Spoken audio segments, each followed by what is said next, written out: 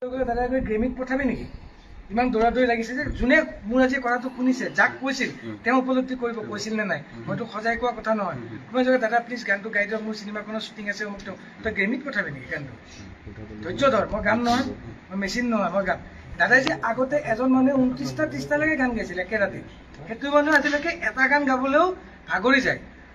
কিয় ভাগৰি যায়? সেইটো মই ভিতৰি ভিতৰি অনুভৱ কৰি মই যে মানুহটোক সঁচাকৈ দেখিলেও লাগে। তাইৰ ভইচটো ক্ৰেক হৈ গৈছে, নাখায় নুখুৱে এনেকৈ থাকে, জোনালী ষ্টুডিঅ'ত শুই থাকে, কেতিয়াবা কাহিলীপাৰাত যায়। তাৰ মাজত দেখোঁ আজি তিনিচুকীয়া গ'ল, কিবা ইনগ্ৰেশ্যন আছে বোলে, হোটেলৰ ইনগ্ৰেশ্যন, কিবা ইনগ্ৰেশ্যন, তাতে গৈছে। তেতিয়াতো মই নাই, মই নাজানো।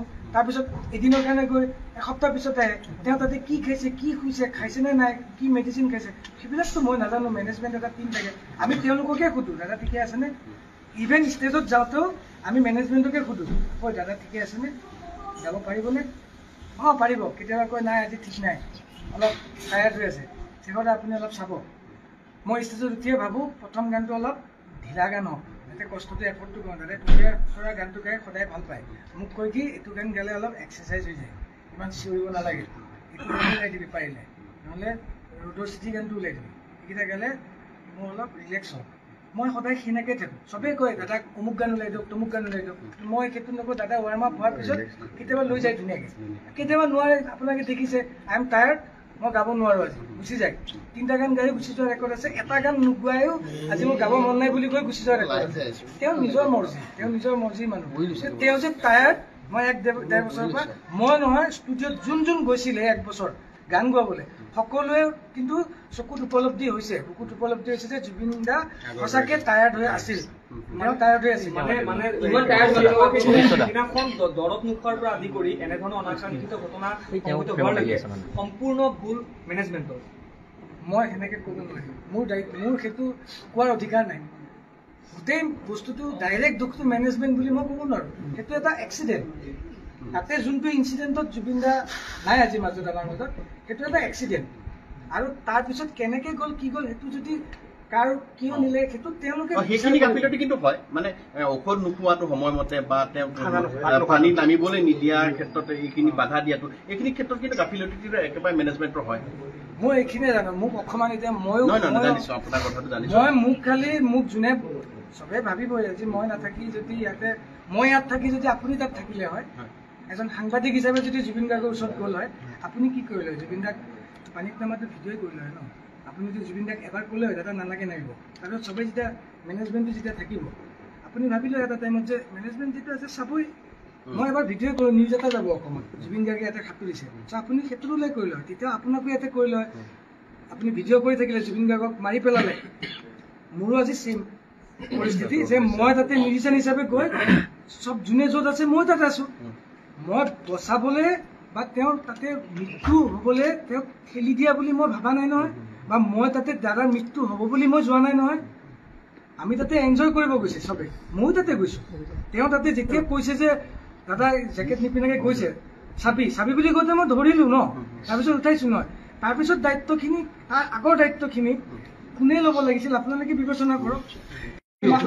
মিছবিহেভ কৰিলোঁ হয়, কাৰোবাৰ গান যদি মই ৰেকৰ্ড নকৰিলোঁ হয়, দাদাৰ পইচা লৈ পেলাই মই দাদাক নক'লোঁ হয়, তেওঁলোকে মোক দোষাৰোপ কৰক, মই তাৰ উত্তৰ দিম বা মোক মাৰি পেলাম। মোৰ দায়িত্ব এইখিনি আছিল, বাকীখিনি দায়িত্ব মোৰ লগত আছিলে। কোনোবাই পাতিছিল নেকি দাদা মোক যাব লাগিব? আপোনাৰ শেষত আকৌ এবাৰ সুধিছোঁ, স্ক্ৰীনশ্বটৰ কথাবোৰ কেতিয়াওতো মিছা নহয়, এইবোৰ সম্পূৰ্ণ সঁচা কথা। মোৰ কাৰণে কোনোবাটো সঁচা, বাকী আপোনালোকৰ কাৰণে বিবেচনা কৰি ইনভেষ্টিগেশ্যন কৰক, যদি সঁচা হয় সঁচা হ'ব। আপুনি জুবিনদাৰ এতিয়া সংগী আছিল, এতিয়া জুবিনদাৰ তাত যাব নে কেতিয়া যাব চাবলৈ? মই আহিয়ে যাব বিচাৰিছোঁ, মোক যাব দিয়া নাই, সকলোৱে ঘৰৰ মানুহে যাব দিয়া নাই। মোকতো কোনো কোঅৰ্ডিনেটো কৰা নাই। মই এতিয়া তাত সিদ্ধাৰ্থৰ কাৰণেও কোনোবাই কিবা ক'লে যে তাক সি আহিব লাগিব। মোৰ কাৰণে কোনে কৈছে? মোক এবাৰ কওক, কোনোবাই যদি কৈছে যে শেখৰ আহিব পাৰে, মই যাম। কিন্তু মই এটাই শুনি আছোঁ, শেখৰকো মাৰি পেলাম, শেখৰক য'ত দেখা পাওঁ তোক হাৰ মূৰ ভাঙি দিম, তোক চুবাই খাম। মোক এনেকৈ পাৰ্চনেল মেছেজ দিছে, যাৰ কাৰণে মোৰ মোবাইলটো অফ হৈ গৈছে, এতিয়া অফ কৰি থৈছোঁ। মই কোনটো সাহসত মোৰ ঘৰৰ মোৰ মিছেছ আৰু মোৰ 4 বছৰীয়া পোৱালিটোৱে মোক যাব দিব? মোৰতো কোনো পুলিচ প্ৰটেকশ্যনো নাই, না মোক কোনোবাই ফোন কৰি সুধিছে যে আপোনাক গাৰ্ড কৰিম। মোকতো একো কৰা নাই, মোৰ ঘৰতো এতিয়ালৈকে কোনো পুলিচ প্ৰটেকশ্যন নাই, একো নাই, নালাগেও মোক প্ৰটেকশ্যন। মইতো দুখ কৰা নাই, কিন্তু মই অকলে আছো, আপোনালোক আহিছে, মোক ঘৰত পাইছে, মই বেলেগত নাই। মই এতিয়া নহয়, মই তেতিয়াই যাব বিচাৰিছো। আৰু এতিয়াও দাদাৰ ওচৰত, দাদাৰ লাষ্ট কোনে তাত মুখাগ্নি কৰিব সেইটো আমাৰ অধিকাৰ নাই। ফেমিলি আছে, মেনেজমেণ্ট আছে, তেওঁলোকে ডিচিশ্যন ল'ব। আজি মোৰ সকলো শেষ। আজি মোক ফেমিলিকো চাগে মোক দৰকাৰ নাই, জুবিন গাৰ্গৰ অনুৰাগীকো মোক দৰকাৰ নাই। ইমান দিন শেখৰক দৰকাৰ হৈছিল জুবিন দাক গান গোৱাবৰ কাৰণে, জুবিন গাৰ্গক কোনোবা দিনা লগ ধৰিবৰ কাৰণে শেখৰক এবাৰ ফোন কৰিছিল, আজি ষ্টুডিঅ'ত যাব পাৰিম, দাদা আছে নেকি? এতিয়াতো শেখৰক দৰকাৰ নাই, আপুনি শেখৰক মাৰি পেলোৱাই ভাল। আজি শেখৰৰ কোনো চিকিউৰিটনেছ নাই। আজি মই তাতে আছিলো, মোৰ কাল হ'ল, মই তাতে আছিলো, পানীতো আছিলো, সেইটোৱে মোৰ কাল হ'ল। আৰু মোক আজি এতিয়া কোনো ফোনো নকৰে আজিৰ পৰা, জুবিন দাই গান গাব আপোনাক ক'ত, কাৰণ দাদাক ফোন কৰিলে দাদাই কয় শেখৰৰ লগত কৰ্ডিনেট কৰ, কেতিয়া কাম। মোক সেইটো কৰ্ডিনেট কৰিব দিয়ে, অকল ষ্টুডিঅ'ৰ টাইমিংটো মই কওঁ। মই গম পাওঁ যে দাদাই 7টা বজাত খোৱাৰ পৰা উঠিব, 8টা মানত আহি যাওঁ বুলি কওঁ। গৈ পেলাই বহুত মানুহ ফ্ৰীয়ে আহে, গান নহয়। এসপ্তাহ একমাহলৈ বছৰ দিনলৈকে গান হোৱা নাই বহুতৰ গান। কিন্তু সেইটোত মোৰ অধিকাৰ নাই যে মই দাদাক গোৱাই দিম ডেলিভাৰটলি, বাই ফৰ্চলি। দাদাক গাব নোৱাৰা কৈ দিম, নহ'ব। দাদাই যেতিয়া মন যাব গাব, যাৰ হ'ব তাক দিম। কিন্তু আজি মোক কোনো এতিয়া চবে কৈছে মাৰিম, তই আহিলে তোক দেখা পালে অসমত মাৰিম, কিন্তু মোক আজি দৰকাৰ নাই ন, ডেফিনেটলি দৰকাৰ নাই। এতিয়া তদন্ত যদি হয় তেনে তদন্তত আপুনি সম্পূৰ্ণ সহযোগিতা আগবঢ়াব। সম্পূৰ্ণ মানে যি লাগে, মই ক'ত যাব লাগে, মই যদি মাৰ খায়ো যাব লাগে, কোনোবাই যদি মাৰিব তুমি আহিবই লাগিব বুলি কয়, মই মাৰ খায়ো যাম। য'ত যাব লাগে মই তাতে যাম। যি সোধে মোক, মই যি জানো, মই সুস্থ অৱস্থাত থকা লাগে মই এইখিনি ছাপোৰ্ট কৰিয়ে যাম। মই তাত ছাপোৰ্ট নকৰিব লগা কোনো কথা নাই। কিয় মই ছাপোৰ্ট নকৰিম? আপুনি ছাপোৰ্ট নকৰিব নেকি? আজি এজন অসমৰ এজন মানুহে ছাপোৰ্ট কৰিব যদি যিখিনি জানে। কোনোবা এজনক যদি সোধা যায় জুবিন গাৰ্গৰ বিষয়ে কি জানো, লাষ্ট কেতিয়া লগ পাইছিলি, তেওঁৰ অনুভৱটো তেওঁ ক'বই। লাষ্ট মই 1 বছৰ আগত পাইছিলো বা 2 দিন আগত পাইছিলো, দাদাই এনেকুৱা হৈ আছে। ময়ো দাদাক 19 তাৰিখলৈকে লাষ্ট পানীত লাষ্ট উশাহটো লোৱালৈকে পাইছো।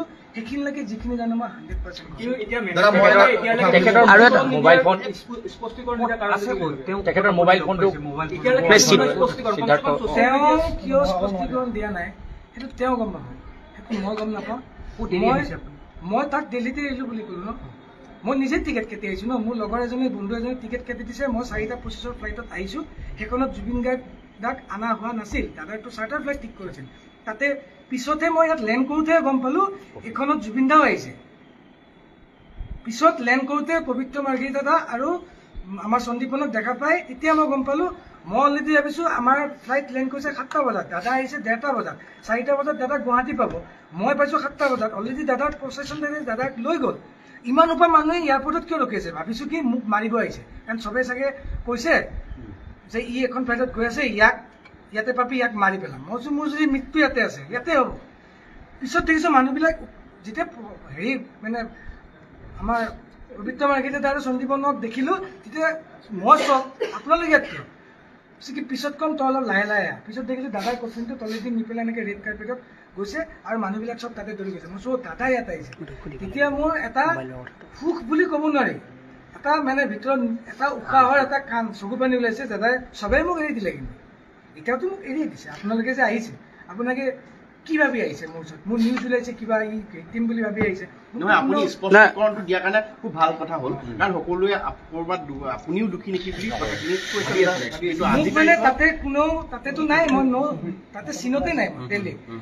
মই অকলে আহি আছো ঘৰত। মোক আকৌ ঘৰৰ পৰা এইফালে লগৰকেইটাই ফোন কৰিছে, তই বাহিৰত ঘপকে নোলাবি, তোৰ ওপৰত একশ্যন হৈ যাব, মাৰি দিব। না মোৰ মুখত মাস্ক এখন আছে, না কিবা আছে। মই অপেনে আহিছো, মই ঢাকি ঢুকি অহা নাই।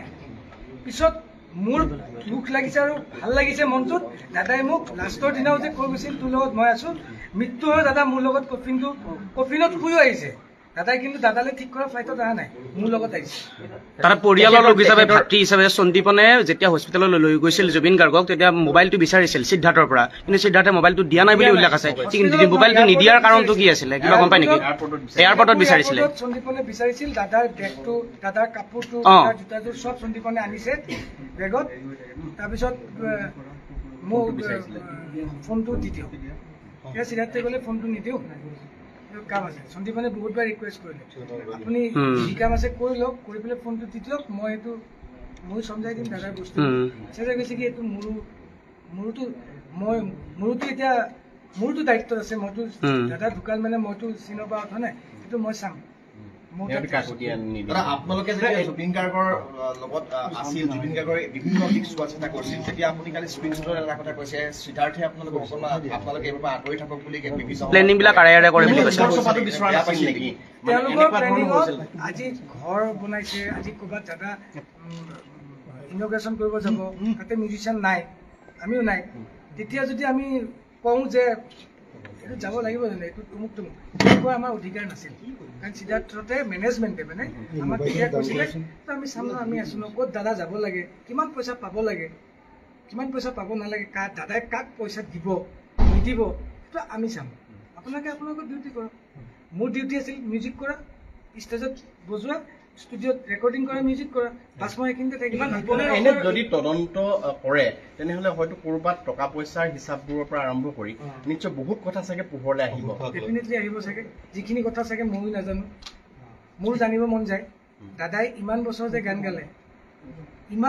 গান গালে, অসমৰ চবতছে ধনী শিল্পী বুলি কালি কোনোবাই কৈছিলে, বাহিৰত কৈছে ছিংগাপুৰত, ৰিচ ছিংগাৰ ইণ্ডিয়া।